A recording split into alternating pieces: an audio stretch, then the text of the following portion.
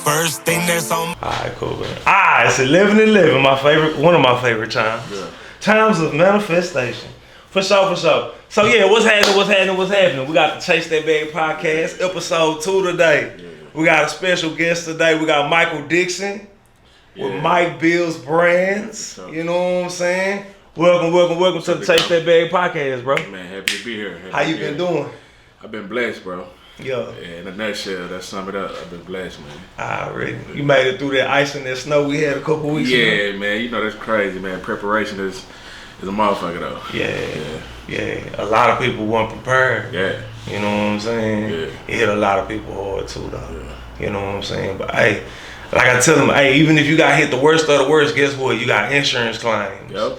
You know what I'm saying? That's a quick bag to come up. Absolutely. You know what I'm saying? So yeah. So tell me a little bit about yourself, bro. Man, let me see where I start. Man, I'm a country boy in a big city, just trying to create generational wealth, man. In a nutshell. I've been in the marketing and branding industry for about 14 years now. Okay. I also do some business training, coaching, development, mentoring. That's kind of the high level overview of me, man. I spend my day. Hold on, man. You're out there, you rambled off. You know what I'm saying? That's about 7, 8, 9, 10 different things. You know what I'm saying? Yeah, that's a lot of multiple streams of revenue too, though. You know what I'm saying? So how you get your start in marketing? Really, man, I started off in the music industry. Okay. Yeah, I started off in the music industry, man. When I really started as a singer-songwriter, everything was so expensive in the industry, or getting access to the people that were really, really doing big things was impossible back then. And then I'm from Mississippi on top of that, so it was even a smaller circle or ability to reach larger people. So what I started doing was studying. This was around the time that, YouTube and all that started really jumping out. Yeah. So I just dove in. I just really dove in, and I taught myself Photoshop.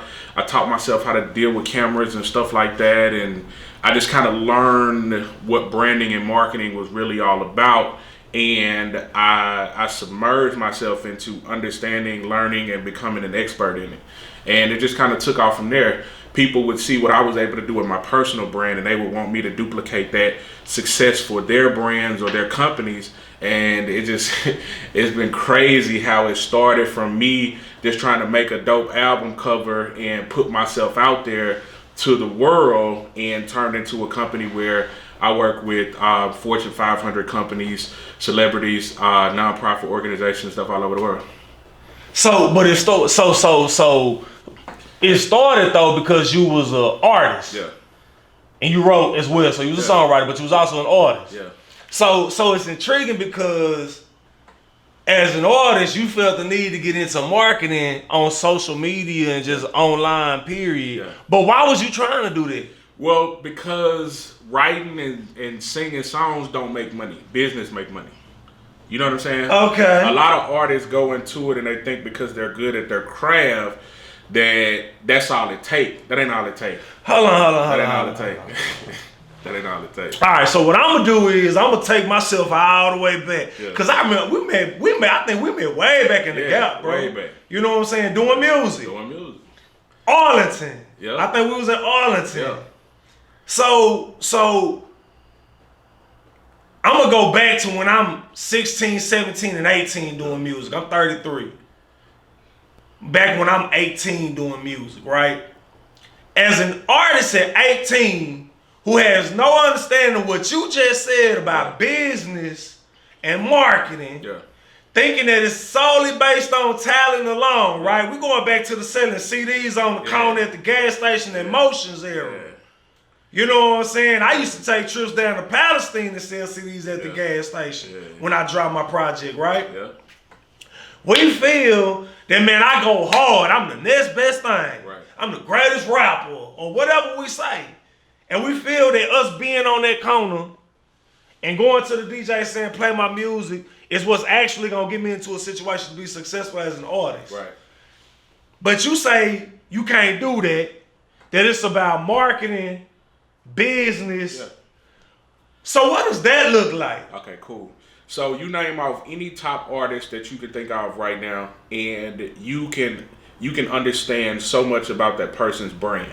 You know what type of music they make, who their audience is for. You know the type of music that they're going to produce and who that music is for. But you also know the appearance and who they're trying to target and who they're trying to relate to. All of that's branding and marketing. And what these so a lot of people look at major labels like they out here searching for talent. They're not searching for talent. They're searching for money. They're searching for who has a buzz, who's able to create a brand, create brand loyalty, have a sustainable brand identity that can attach an audience that we know will spend money on concerts, on merch, and on the things that we want to sell them. And also the data that we can accumulate that we can sell to bigger companies based off of your people group to sell them other stuff. That's what major labels are looking for.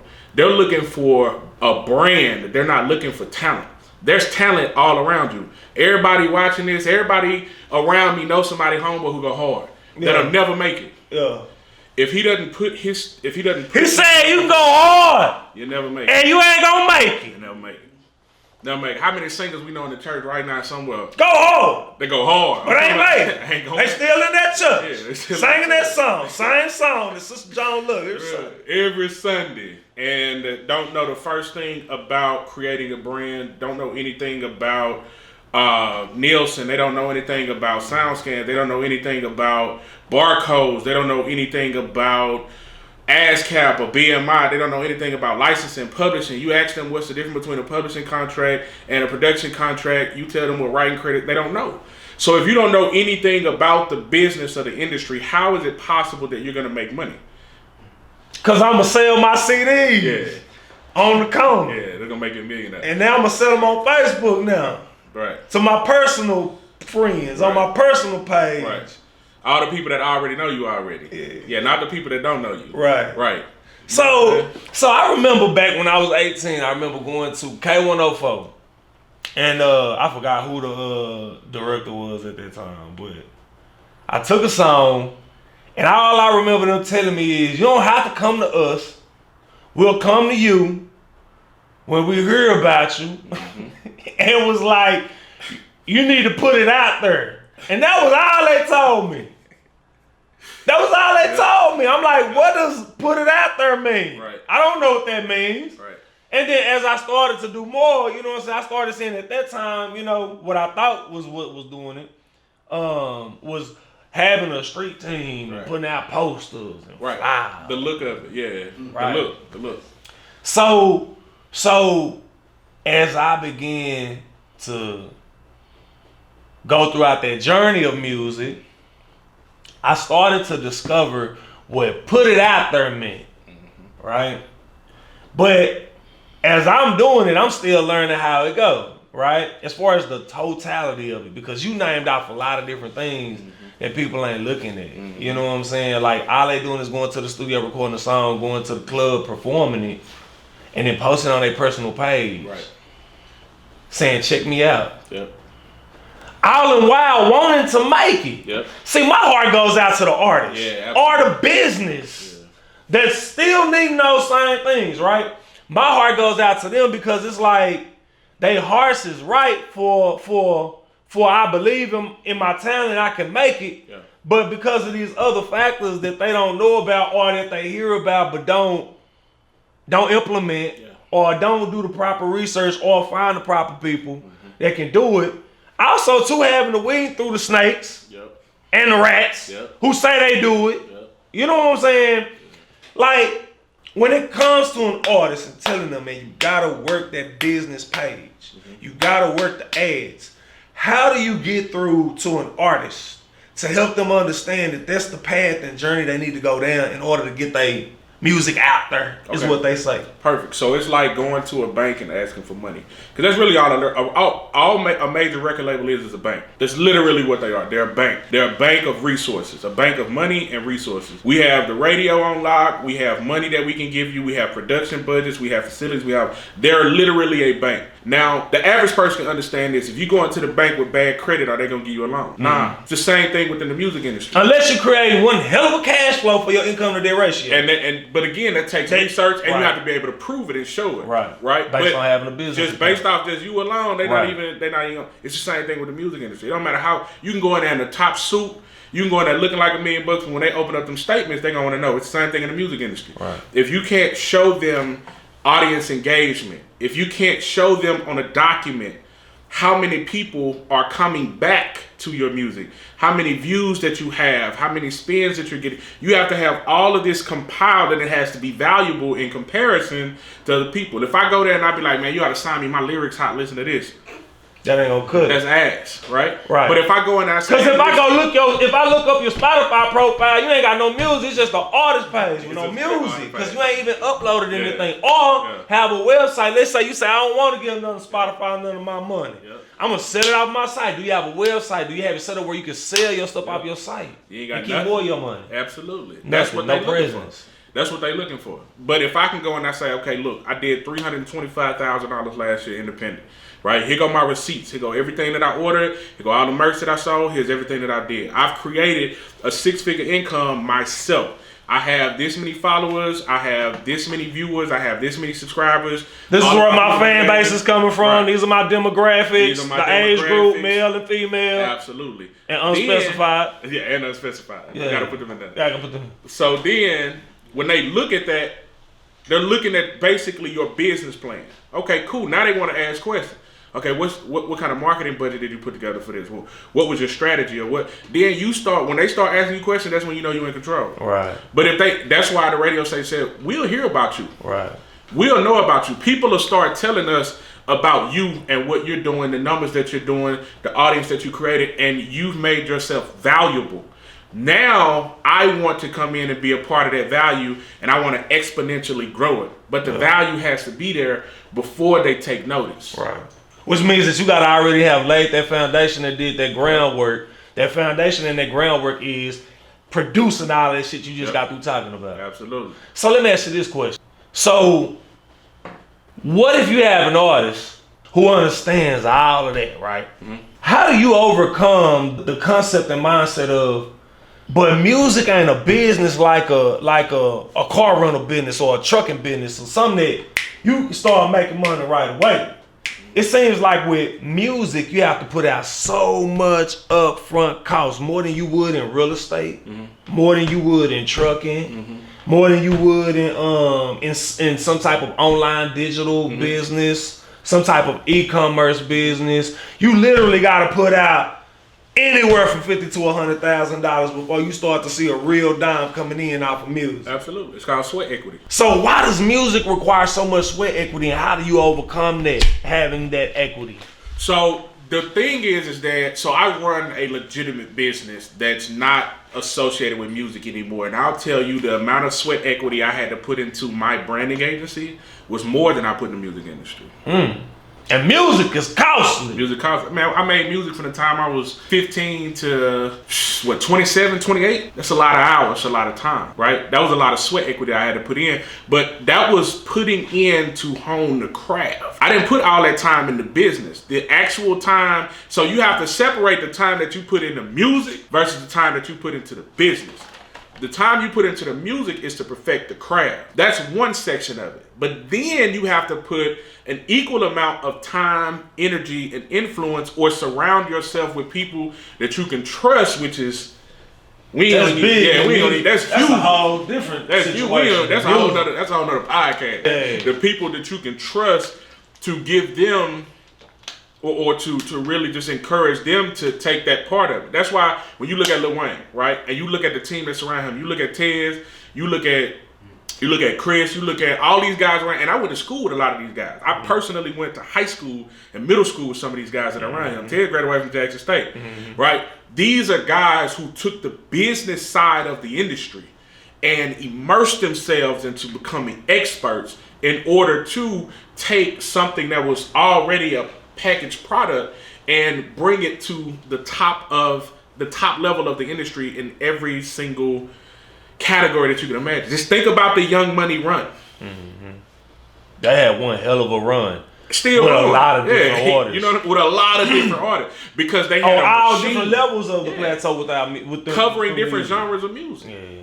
But because the business part of it was a machine, how easily accessible the music was, making sure that they were ahead of every single turn, making sure that stage presence was there, investing in artists' stage presence, being able to entertain an audience. It's one thing to captivate them with your music, it's another thing to entertain them. Right. How many times you heard somebody go to a show and they're like, man, that show was boring. Right. You know what I'm saying? And then you just see somebody that's music is what people call ass, and they like, oh, he ain't really no substance to his music that can rock 300,000 at a concert. And then that's why you have those artists who sit back and say, man, that song whack. Why that song out there? Or man, they whack. They ain't got no good stage presence. They this, so they can't rock no show. Yeah. That's why we have that, because these people understand that it's 10% talent and 90% business. Absolutely. And that business is a lot of different spectrums of what you need to do in order to be successful. A lot. But that's why only a few make it to that level. Right. And it's not because everybody can't make it, it's who's willing to make the sacrifice. Right. Who willing to be hungry as shit for 4-5 years. Right. Who's willing to sacrifice going out with the homies because I really need to save this money because I need to take this class because I need to figure this shit out. Or so let me ask you a question about, well, hit your or, and then I'm gonna ask you a question about what you just said. Who's willing to say, okay, cool, I'm going to invest in getting some training, coaching, and pay somebody. Okay, you did it. Okay, so you pretty much put my question in the same bucket with the same next answer. Yeah. So this is the thing. That's why I created this pie chart, right? So keeping that exact thing in mind, and also too what you talked about when you put in more sweat equity for your marketing agency than you did with the music. What was the biggest piece of that pie? Education. Self-education is what I think is what I would like to add to it as well. Self-education, how much of that pie on the percentage of 100 scale do you think self-education played a role in that pie? Yeah, probably 75%. 75%. 75%. Yeah, 75% of that joking. Yeah. And still learning every day. And not only that, but this is in regards to what? Now I know you talking like the brand and peer, but then also to yours. But what was your self-education more so centered around? A lot of what specifically? So my specific, considering that you was going for a marketing agency. So my specific self-education topics were business credit, business management, understanding leadership, and then just financial literacy in general. Just understanding money, like literally understanding money. Man, y'all heard that, man? God damn it, do you hear it? Did you hear what he said? Bro said business credit, business management, leadership, financial literacy. Now, watch this. How much money you think you spent on self-education? I know I done spent probably 150, 200 grand. 150 to $200,000. Yeah, over the years. Now this is over the span of how many years though? So that people understand this. This ain't just in 1 year. Yeah, no. Maybe over, so let's say 2007 till now, so 14 years. 14 years. So averaging, anywhere from 6,000 to 8,000 a year, and just, self-education. That's courses, classes, seminars, books. I got a library of books. A library. My bad. Yeah, audio books, physical copies, highlighters. You talking a lot, man. Taking local classes. A lot of colleges around here offer entrepreneurship classes that you could just take for a certificate. It might be $1,000, $1,200, but I'm like, I done blew that. Man, I done blew way more than that on bottles in the club and back in my day. You know what I'm saying? So how could I not go to SMU and spend $1,500 to get a certificate to say I was trained in this area of entrepreneurship by some of the top minds in the industry? Now, and this is over the course of 14 years. See, the game done changed now, y'all. See, now the game done changed to where now you ain't even got to go to these colleges. These colleges really, I mean, they gonna give you their college criteria. Yeah. But now you got so many people like him that do this shit that offer courses. Yeah, you do. You know what I'm saying?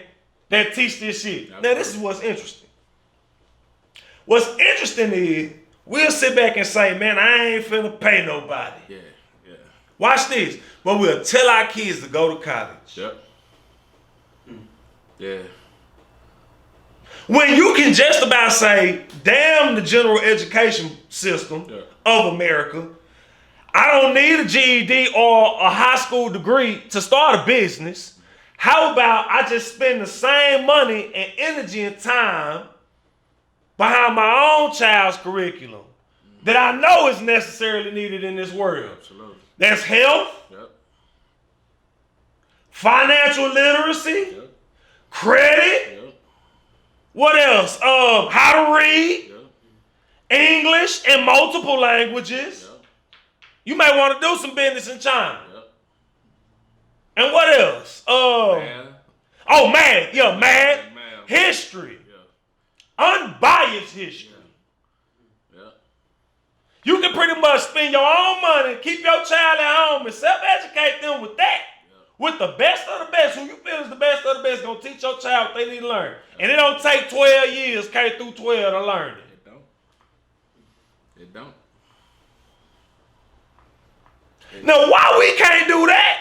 Why are we able to put, look, and don't let it be no HBCU attendee, and you start talking about going to some college.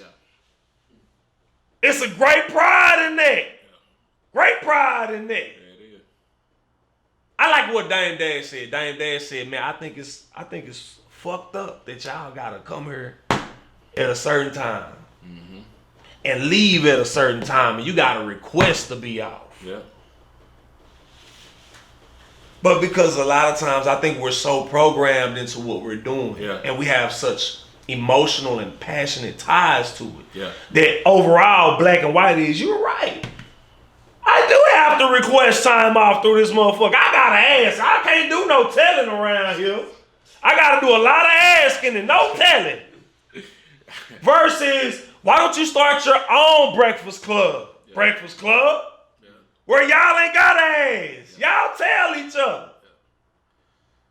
If y'all was able to build it here, this is what people fail to realize. The Breakfast Club is not the Breakfast Club because of the network. The Breakfast Club is the Breakfast Club because of the people that's on the Breakfast Club. It's the talent. So if it's because of you, then why don't you do your own thing? Yeah, bro. It's a quote out there that says that your salary is the bribe that they give you. It's the bribe that they give you to keep your talents to themselves. And that's tough. Yeah. That's tough when you really think about it. But that's something that's systemic. The education is systemic in this country, and we know that. We know that. If we give people the right tools and the understanding of the power of knowledge, and you know, I gave, man, my mom, it's funny, my mom had never read The Miseducation of the Negro. She never read it. So she know I love books, so she was like, give me a book to read. Y'all heard that book? The Miseducation of the Negro. The Miseducation of a Negro. So I gave it to my mom to read. She came to me in tears. Like, literally, like, I can't believe this. Like, and I'm like, yeah. I read this, but this is something I read, I think, in high school. My mindset was already, like, in high school. By 10th grade, I was, you know what I'm saying? You was an early bloomer. Yeah, I was pretty much done with focusing on education from a standardized point of view. But I understood the importance of me versing myself and skilling myself and equipping myself with a trade, right? And a passion for knowledge. You gotta have a trade. I don't care. School, I know plumbers. People don't understand, like a doctor and a lawyer, those are skilled trades. You have to go to a separate school just for those things. You understand what I'm saying? That's a separate, there's a medical school. There's a law school. Then there's regular school. That's the same thing as going to become a contractor or an electrician or a foreman or a lineman or any of these other positions or a those are self-employed operator. position as well. You can be self-employed. Yeah, they self-employed. Yeah. Most of them are. They get hired or they get contracted by either a firm or a hospital to work there, but they're not on the payroll. Yeah. They're contracted in a lot of cases by those organizations and they exchange their skill for the money of their choice, and they choose how much they want to get paid. You don't want to pay me this? I'll go to this state, or I'll go to this city, or I'll go wherever they're gonna pay me what I want. Let me ask you a question about this, because I had a conversation on Facebook one time, and I was basically saying like that the way that our system is set up here in America on capitalism, and it pushes the agenda for more employees rather than employers. Yeah. Someone tried to tell me that if everyone was their own employer, I be saying that. Yeah. that life wouldn't work. It was like that. That's literally how it was before capitalism. And it worked. Yeah, you lived on your own land. You raised your own food. When it got cold, you went and cut your own wood. You know know when it was what I'm time saying? to eat, you went and killed your own hog. Hey. When you need and whatever your skill was, that's how you brought it in the bag. And that's how you communicated or you sold to the others around. Like if your wife was a seamstress. The barter system. Whatever, it was the barter system. Yeah. And it worked. Yeah. So it can happen. And that shifts the power, that shifts the money from just a small percentage, and it down there levels it out a little bit more to a more level playing field. Absolutely. Because now it's all about, you can pay me what I feel that I'm worth. And that's the key is you get paid for the worth or the value that you set. That's just like land. If I buy a piece of land for $100, I can tell you it's worth $1 million. Right. If you want it, you're gonna pay what I tell you you're gonna have. That's ownership. Right. Even ownership of your skill or your trade, put yourself into a position. Right. Everybody don't have to be the CEO of a Fortune 500 company, but you can sustain your way of life by doing your own. Now, because people be lying and people say a lot of that shit just to sound intelligent, but the reality of it is, if I told you, hey, let's say you make $50,000 a year. If I told you could do the same shit that you come on, I already know what you're gonna say. For $50,000 a year on your own terms, versus going to work for this person, would you do it? How many people gonna say nah? Man, but that's kind of the difference between people that go to work in the public school systems just for a check. Now we're gonna talk about them. We're not talking about the good ones. Right. We talking about the ones that's going into the public school system in the hood so that they can work there for 3 years so that they can get their student loans removed. Like what kind of bullshit is that? Yeah. You know what I'm saying? You know the turnover in them. In them. But so we're gonna talk about the people that have that type of attitude towards it versus the people that go out and build private institutions where they can teach, train, coach, and develop kids and prepare them better for life. Right. There's a huge difference in the two. They do the same thing. Right. It's just their motives are different. Right. And their ways of getting there are different. So we gotta, man, like that. So to the LLC police and all y'all, you know what I'm saying? Get this shit out. You really want to have a conversation about it? You want to try to prove this shit to somebody? Come holler at me. We have a conversation. They be scared to come on the podcast. I be sending invitations. They be scared. They be politely declining. Yeah. So we got Michael Dixon, y'all. Once again with Mike Bill's Brands at the Chase Band Podcast today. So we finna get ready to go to this next segment. We're gonna grab them bones, man, and we're gonna see what he say. He build brands. We're gonna see if he can build domino points. You know what I'm saying? Yeah. So man, we appreciate it. We'll be back.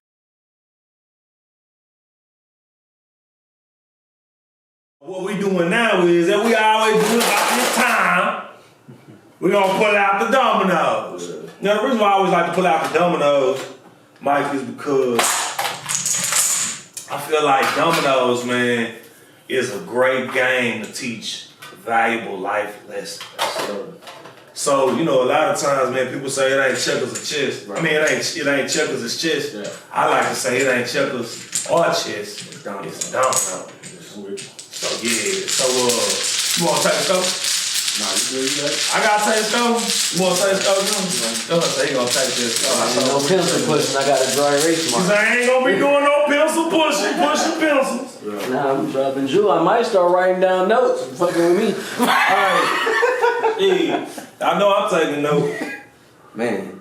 I know I'm taking notes. I know specific rules. Nah, what you talking about? We do 10 to get in here. I'm gonna say, 10 to get in, and we can do you want to do draw or no draw? My last guest did no draw, and I ain't like that no draw. I'm good on the draw. Yeah. You want to draw? Yeah, we can draw. We can definitely draw. What's up? I already watched me go ahead and grab.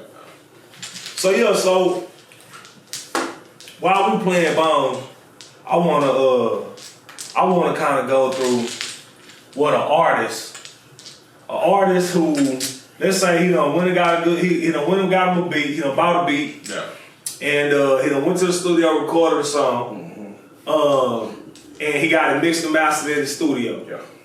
He got a song, he liked the song. Yeah.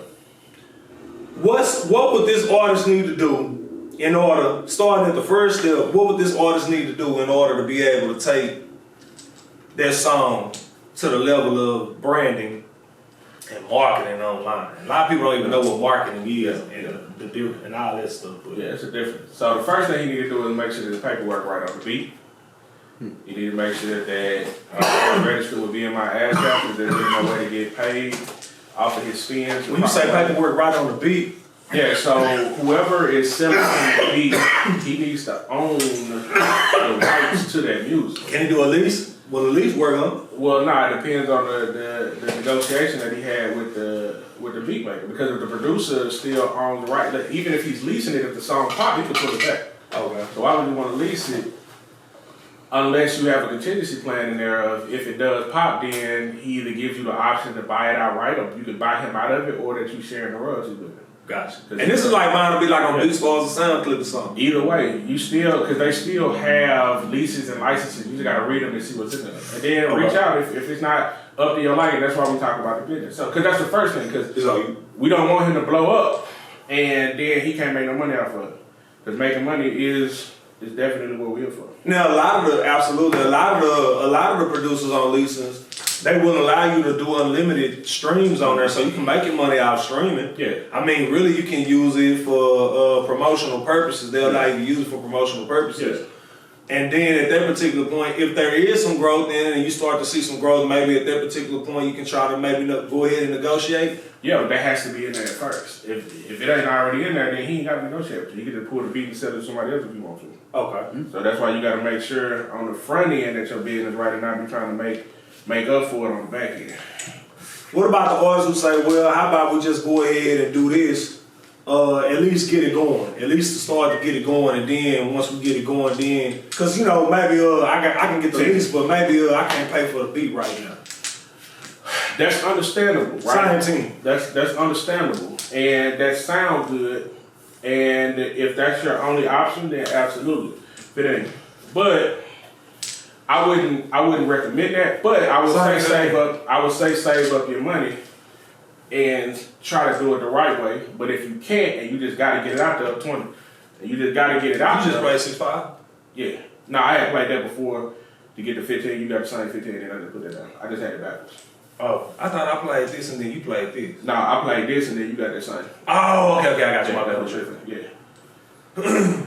But get your business right. But the first step that it would really take to really grow it is you have to put it out there in front of the audience and see if people even gonna like it. Because just because you like something, don't mean people gonna like it. Right. That's the first thing. But let me ask you this question: would you agree or disagree that before they even start doing a damn song and all of that shit to get a business, meaning go ahead and start you a DBA or a potential LLC or something, so that way all this money that you're spending on your music, you can actually go ahead and be able to write that stuff out? Should they do that first? Should that be the first step? Absolutely. If you're not working with someone under another label and you're just doing it independently, absolutely. You need to go ahead and either create a label for yourself or create yourself as a brand. Okay. That's very important. So, and that's just simply what? Getting an LLC? Yeah, so there's a few DBA? different things that you need to have. So one, you need to have an EIN, what's called an EIN. That's your federal tax number. That's your federal tax ID. It's like the social security number for your business. And in case y'all don't know where to find it, you find it at our irs.gov website. Yep. Don't know. Give them 5. Yep. So if you need to get a tax ID or EIN, you need to get that at irs.gov website. Yep. But because the website is going to ask you, what's the name of your business? Yep. You might want to go ahead and make sure that the name of that business, at least if you did at least the DBA, you at least need to make sure that that's present before you even get there. So that way it ain't no back and forth and no confusion between what the business is and all that when you go to open up the business bank account. Absolutely. You go to the Secretary of State in your state to find out if a business name is available. And that's on the website. You can go to Secretary of State. You can also go to opencorporates.com and type in the name to see if that name comes up. If that name does not come up, then that lets you know that that business name is available. So that way you don't pay your filing fee for the Secretary of State and then they send you an email back saying, hey, this name has been taken. Let's save time. We don't want to waste our time. Oh, gotcha. So they need to get that. So and then once they get the EIN, once they get the EIN and then once they send the email, 10 for Mike. Okay. Once they get the email of their articles of incorporation, or their formation, certificate of formation, then at that particular point, now they can go open up the business bank account. Yeah, with the EIN and the articles, you can open up the business bank account. All right, and then whatever that bank minimum, some banks don't charge, some banks say at least put 100, whatever it is that you need the minimum wise to go ahead and get that account open. Yep. All right.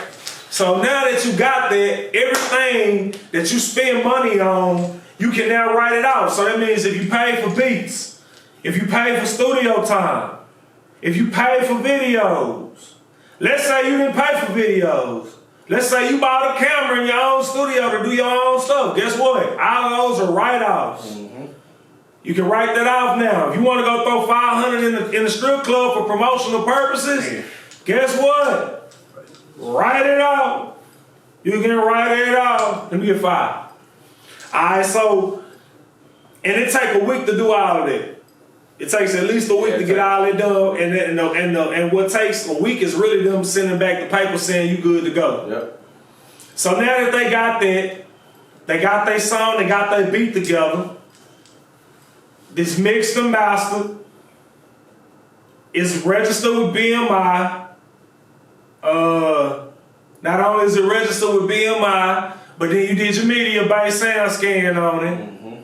That's good. You may even went ahead and uploaded it, digitally distributed it through your DistroKid or your CD Baby or your United Masters or some digital platform. Mm-hmm. They got that out there. What's the next step now? They posted from their personal pages and said, check me out. Yeah. So now you need to make sure that you have business pages set up. You need to make sure that you need to make sure that every single platform that you have access to, that you set up an account, and you need to make sure that it's branded properly. The key is you want to look like something. So that means invest in making sure your photography is good. Invest in making sure that your graphics look good, because you don't want to sell somebody. You don't want to sell somebody an amazing product and it's wrapped up like shit. Right. You gonna automatically turn people off. Yeah, don't fool. You gonna automatically turn people off. You know what I'm saying? It's just like if I'm selling you a Bentley and you pull up and I'm in a trap house. Yeah, I'm less likely to trust you with a $60,000 payment. You know what I'm saying? Right. Same thing. You got to make sure that your business looks like a business. Gotcha. And that shows people that you're willing to invest in yourself. So when you say brand, so you say get a business page. First and foremost, when you say business page, you're talking about getting a Facebook business fan page. Yep. Make sure that you have not your personal page. Make sure that you have a YouTube account that's set up strictly for your music, that has a banner on it, that has all that good stuff on there. And the branding part of that, is that like your logo? Is that some pictures of you? Everything. That's okay. Branding is the message as a whole. How you look in your pictures is your branding. Did your homeboy take a picture on? It's on me. It's on me. Did your homeboy take a picture on the iPhone and y'all just uploaded it, or did y'all actually go to a professional photographer and invest a little money in making sure that you look good? Okay. Those are the types of things that people are gonna look at when they come to your page to see if you're a real artist or if you're just somebody that is out here saying that they're artists. Okay. Okay. Now, in addition to that branding and marketing, you want to make sure that these accounts, that you understand what monetizing these accounts really means.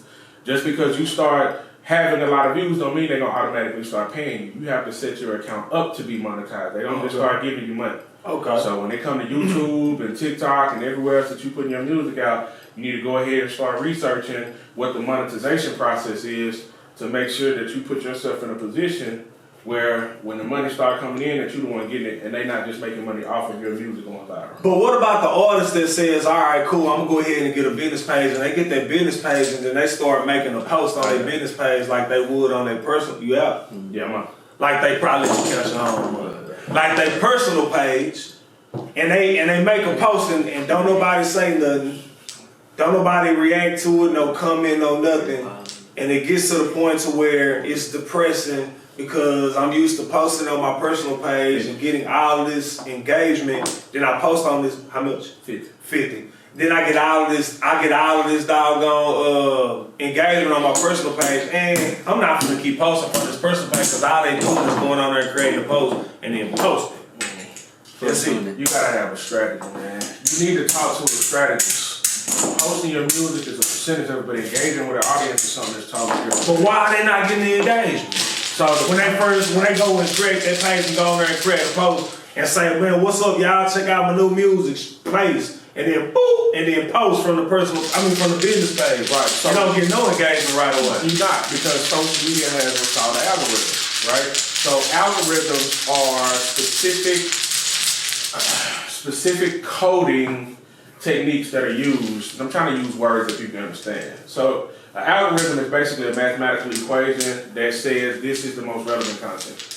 Right? Basically what that means is that, hey, people are always engaging with your shit, and as a result, we're going to push your shit out in front of everybody else. Absolutely.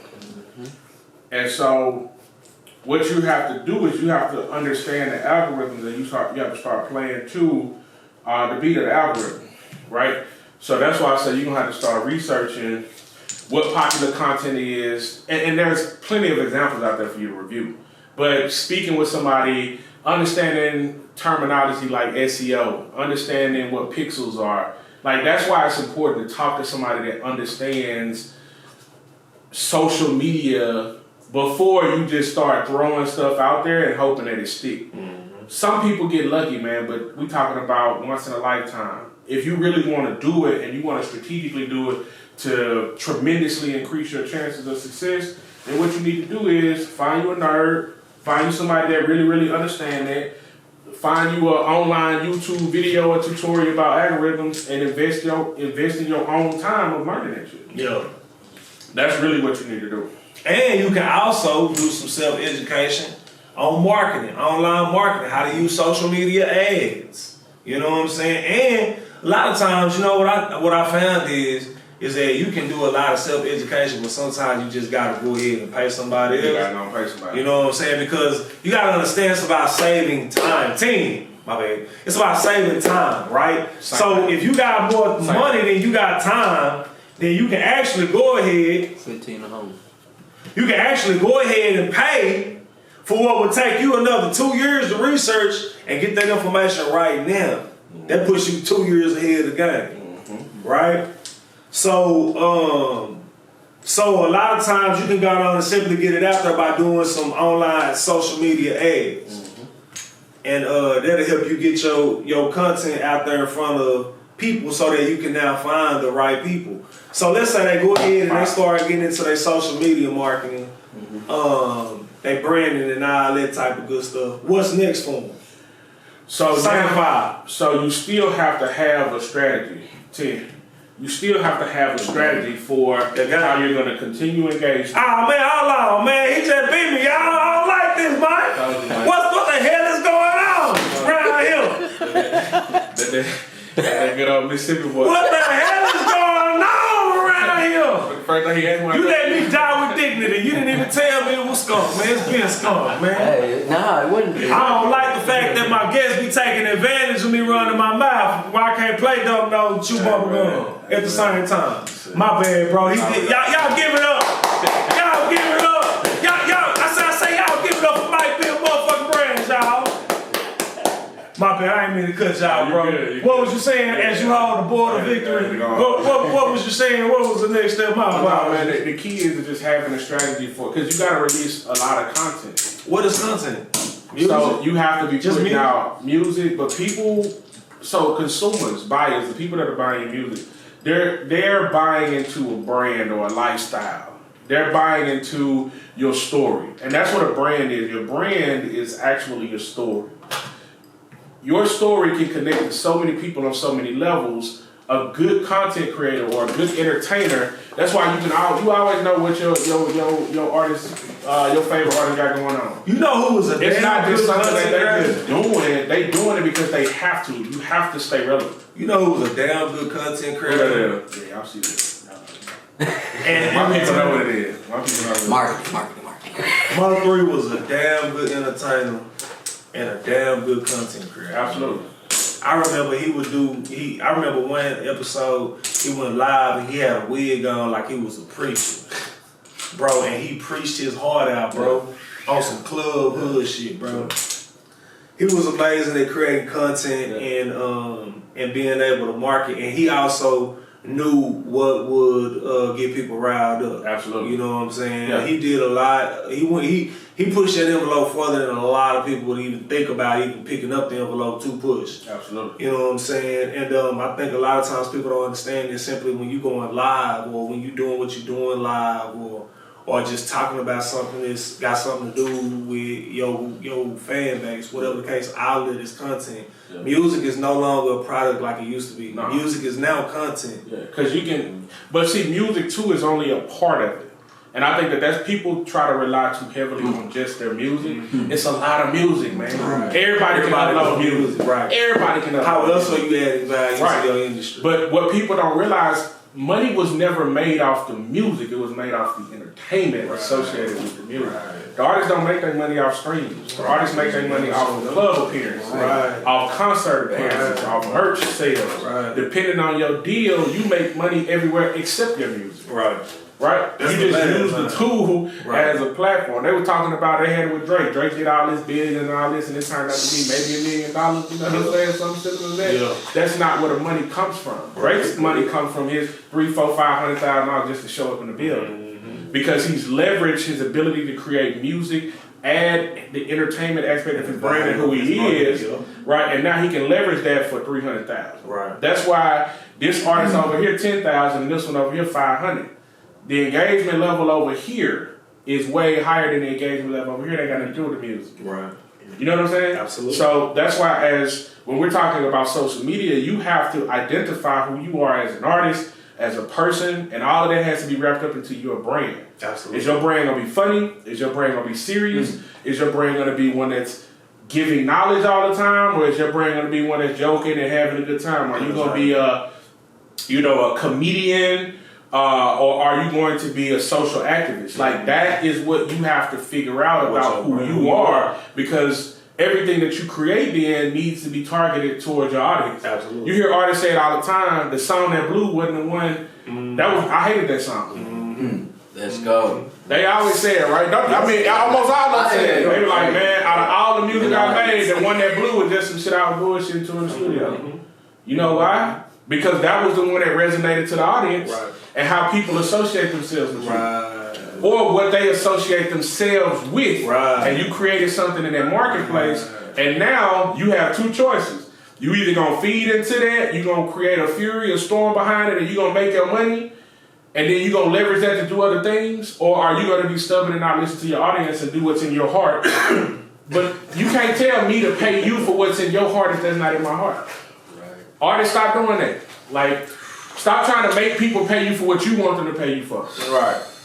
Stop trying to make people like the music that you like. If you in it to make money, you make money for your audience. Right. You make music for your audience. And then when you get enough money, you do what they want to. Right. We see artists do it all the time. All the time. Jay-Z wasn't making the type of music that he was back then that he is now. Right. He got the money. He got Right. the bag. Right. He can tell you whatever he want to tell you now. I'm looking for the day, and it's coming. It's soon on the way because I see a lot of steps being taken to it. And what I see is the day coming where the artist no longer signed to the label, but the artist has put so much into building that brand and showing how they add value to where now instead of having to go to external sites, now a Drake type of artist is independent with his own digital real estate website, Drake.com, where now he has subscriptions on his, and I'm giving away some good game right here. He has a monthly subscription that you can sign up for as a fan, where you're not going to OnlyFans, where no one else is now dipping in my money. Yeah. It's on my digital real estate. Yeah. They're coming here, they're paying me a monthly subscription. In return, they receive something of value in return. And now I sit back and say, now it's all about how many subscribers I have each month. I have 10,000 now paying $20 a month. Yeah. That's coming in residual. Yeah, right now, let's grow the fan base now, right? Let's grow the subscriber base, right? Let's get to 25,000 subscribers.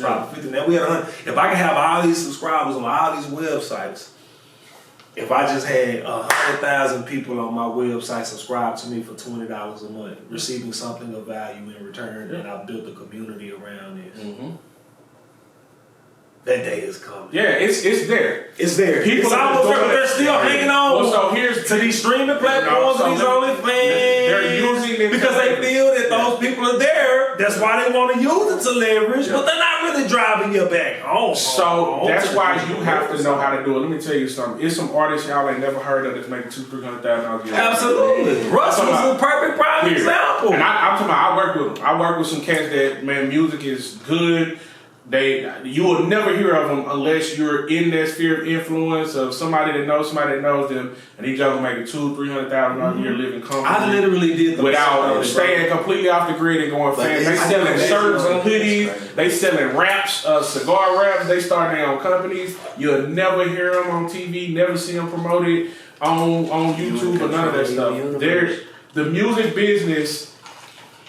Stop thinking that it's all about popularity. The popularity is a byproduct of the money. Right. Not the money is a byproduct of the popularity. Right.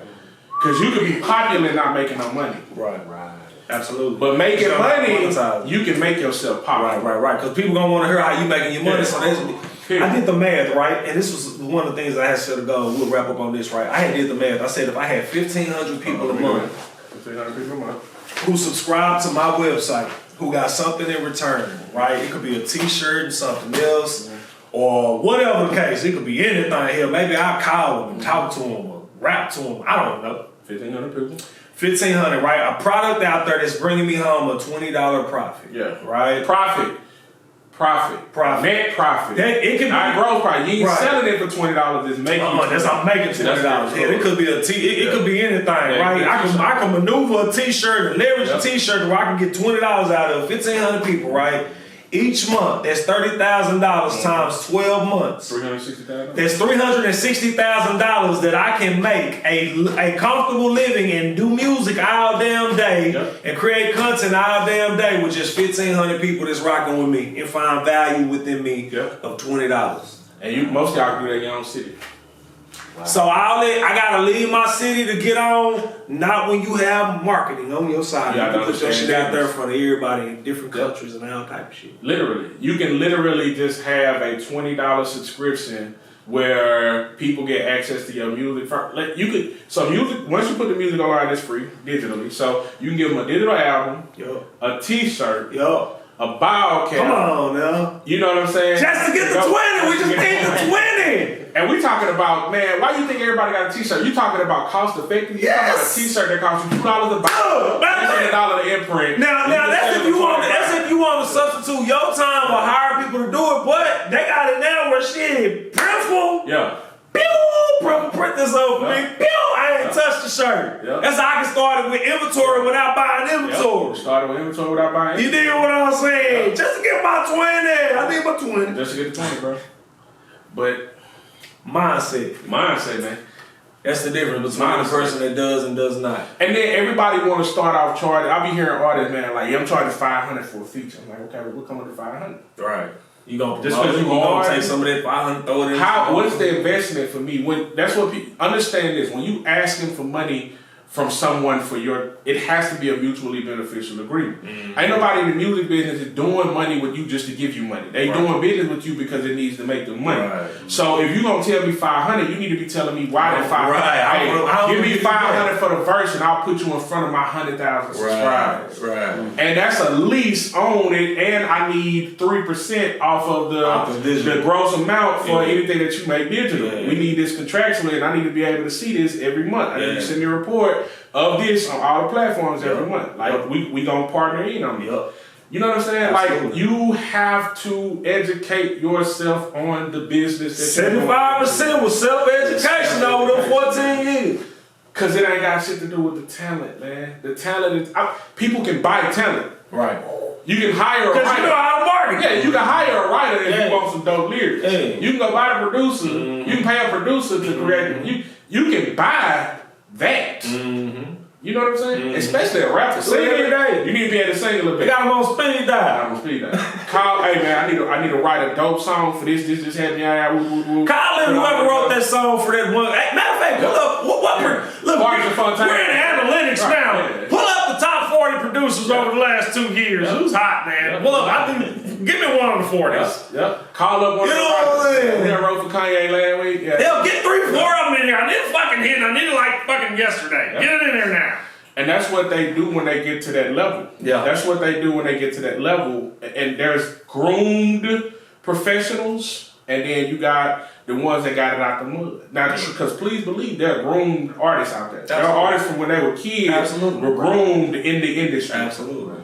And then you got the ones that just man, you had the ones that were so popular in their city. Yeah. Their city built a buzz for them. Yeah. They were just solid. Yeah. So they had 2,000 people in the city that they rock. They went to high school with 4,000 people, and 2,000 of them thought they were cool.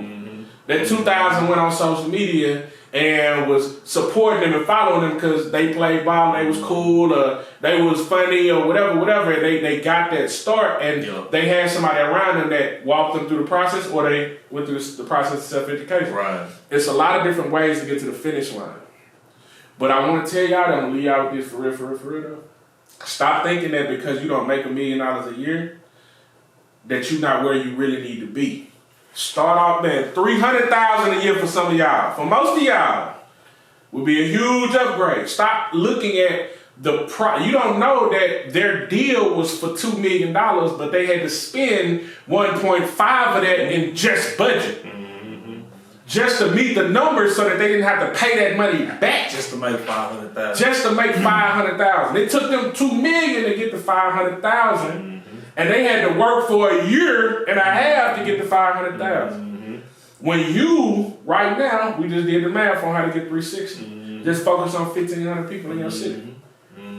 That, when you start thinking about numbers like that, every person you become real important to you. And the reason why they become real important to you. The reason why I like how you said specifically in the city is because you can still use online marketing to get in front of all of the people in the city. But the reason why you want to be able to grab 1,500 people that find value in like that is because now when you get ready to have a show, that's they right there. If I could just get 750 of the 1,500 to show up. That's your event, but that $30 a pop. That added value to you. So now your check that's coming from the club when they know you can put $750 in. Or maybe we go to contagious route. Or maybe we go to contagious route. Hey, maybe it's 150 get in the club, and maybe you get a whole bunch of shit for 150. Yeah. It's so many ways, man. Yeah, it's so shout out to Jonah Burke, hell of an arm. It's so many ways to get money to make a good living. Absolutely. And then the key is understanding financial literacy, because that's how you're going to get to $1 million. Ain't nobody going to give you $1 million. Right. If you don't know what to do with it. They're going to give you a platform in which you can make $1 million. Right. Ain't no artists out here getting, man, they not giving these artists $20 million. Right. These artists are making them $300. Right. Understand the difference. Right. You look at what Denzel get now. Don't look at what Denzel get. Yeah. The picture made $300 million. Yeah. That 20 he got was chump change. Right. It didn't cost him but $30 million. Everybody else on the set was $5. He was $20. They spent $25 million on the movie and made $300. So stop looking at what the Denzel got. Understand that Denzel, what he got was a byproduct of the business. So you either gonna be a byproduct or you gonna be the business. Right. Understand the business and you can do both. Right. Absolutely. You gotta do both. Absolutely. You gotta Absolutely. do both. Man, hey, man, we got Michael Dixon here with Mike Builds Brands, man. He dropped a whole lot of game information, knowledge, and empowerment on everybody today, man. You know what I'm saying? We learned a lot, man. So I just want to say thank you, brother, for coming onto the Chase That Bag podcast, man, and being able to share all of that wisdom with us, man, so that way we can go out and make sure, y'all, we implement this shit. Absolutely. Don't just hear it and not act up on it. Right. Man, implement it. Start researching this information. You dig what I'm saying? I appreciate it, bro. Absolutely, bro. I appreciate it. Chase That Bag podcast. We out, baby. Bow! First thing that's on my